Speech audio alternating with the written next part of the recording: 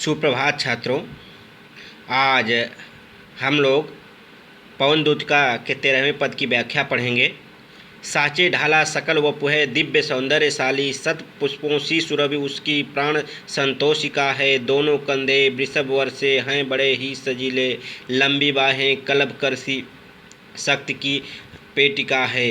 राजाओं सा सिर पर लसा दिव्य अपीड़ होगा, शोभा होगी उभय श्रुति में स्वर्ण के कुंडलों की। नाना रत्न कलित भुज में मंजू केयर होंगे, मोतीमाला लसित उनका कंबुसा कंठ होगा। यहाँ जो है कह रही हैं राधिका पवन दूतिका से कह रही है और बता रही हैं कि श्री कृष्ण का जो शरीर होगा, उनका रूप सौंदर्य होगा, वह कैसा होगा। साचे ढाला सकल वपु से, साचे में होगा साचे में, ढाला में होगा ढाला गया होगा, सकल में होगा संपूर्ण, वपु में होगा शरीर। कहें उनका शरीर ऐसा सुगठित होगा कि मानो सांचे में ढाला गया होगा। उनका शरीर देखकर तुम्हें ऐसा लगेगा कि मानो वह जो है सांचे में ढाला गया हो। उनके शारीरिक सौंदर्य की छठा जो है स्वर्गीय होगी, दिव्य होगी, अलौकिक होगी। सत्व पुष्पों सी सुरभि उसकी प्राण संतोषिका है। करें उसके शरीर की सुगंध फूलों के सुगंध के समान है।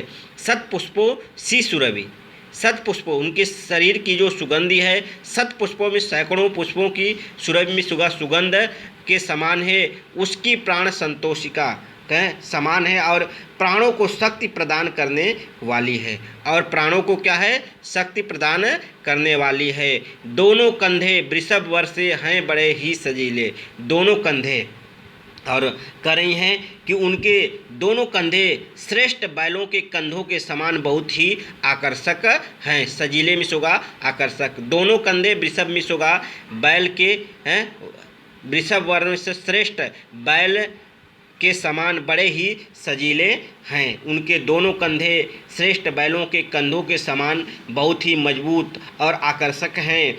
उनकी बाहें हाथी की सूंड के समान जो है लंबी बाहें कलभ कर में होगा हाथी के सूंड सी शक्ति की पेटिका हैं। उनकी बाहें हाथी की सूंड के समान लंबी और शक्ति की पिटारी के समान हैं। शक्ति की पेटिका में होगा पिटारी के समान है। राजाओं सा सिर पर लसा दिव्य अपीड़ा होगा। उनके सिर पर राजाओं जैसा मुकुट सुशोभित होगा। राजाओं की तरह सिर पर लसा दिव्य अलौकिक अपीढ़ा में होगा मुकुट।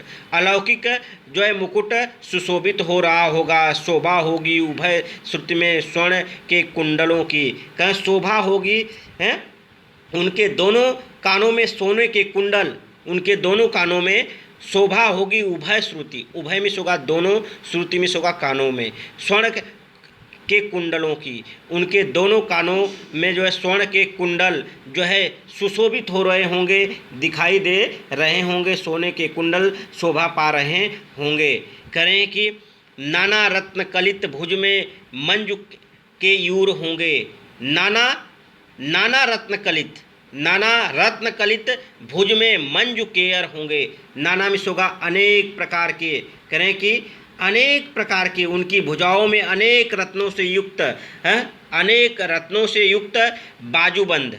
मंजू के यूर में होगा बाजूबंद, जो पहले प्राचीन समय में राजा सब जो अपनी भुजाओं में पहना करते थे। अनेक रत्नों से जड़ित वह बाजू बंद होंगे।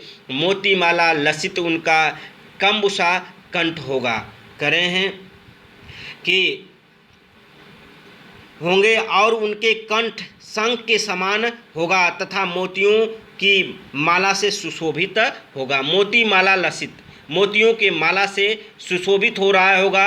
उनका कंबु में होगा शंख सा कंठ, शंख के समान जो है बिल्कुल जो है शंख के समान जो है पतले उनके कंठ जो है मोतियों की माला से सुशोभित हो रही होगी।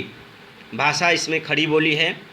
शब्द शक्ति लक्षणा है, गुण प्रसाद है और रस जो है श्रृंगार का वियोग पक्ष है। मानवीकरण और उपमा अलंकार है।